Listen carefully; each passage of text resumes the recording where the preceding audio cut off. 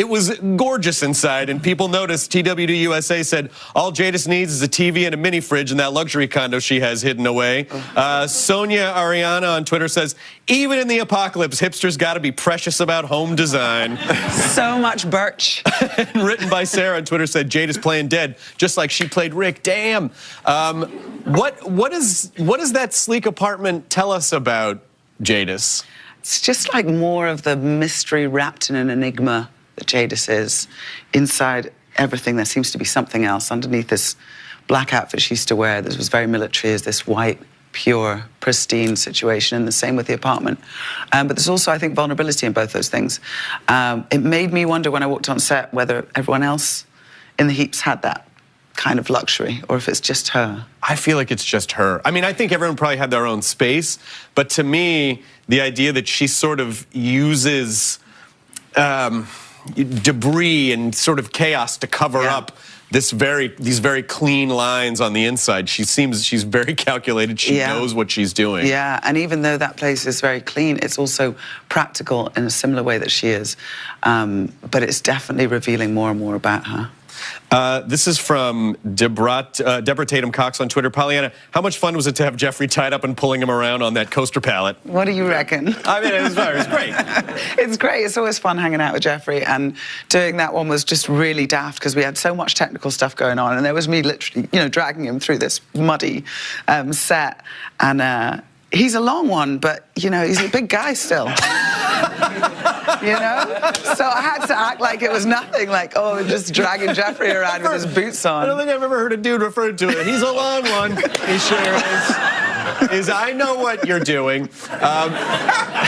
Who, me? What? Pollyanna, Jaidis has been through a lot. There've been a lot of gross things around Jaidis's realm. You turned all the walkers into like dog chow, and then pushing the walker on the cart. But being spit on. I know. It's true. For all that blood and gore and meanness that we've seen in other places, the gob was the grossest. What was it? Was it a real gob, or did they fling a... No, it was mixed up proudly in a paste by our wonderful SFX team, and he was saying, oh, the last time I mixed this spit, it was for Tom Hanks. So even though it was, just feeling that heat on the back of your jacket, you just... go, oh, I guess I imagined it as warm, of course, because I really felt like it was gob from Mike. But no, in fact, it was just very Oscar-worthy spit, It was an Oscar-worthy guy. Yeah, it gave it a kind of homespun feel. Ron, what are your thoughts on Jaidis letting Negan go? I mean, it's just like, that just seemed like a poor decision. Yeah, that was not an easy thing to read. Why would you do that? He's sworn a sack. When you got the bad guy, like, you kill him. That's rule number one. I mean, it's like, I liked your what were you going to do with the zombie cart? It seemed like more of a go-kart than anything. Made poor decision. I mean, I was kind of frustrated by it because I'm like, oh, you would just kill him.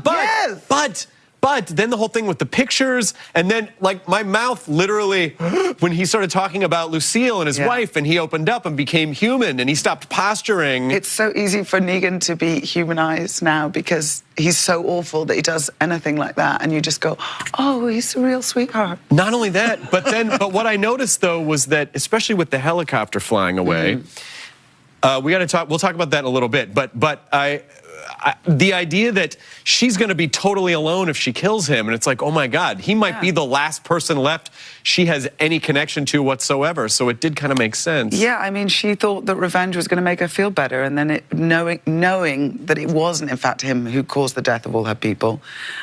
Unfortunately, he did become a human, and him discussing about his wife, of course, and them sharing this loss.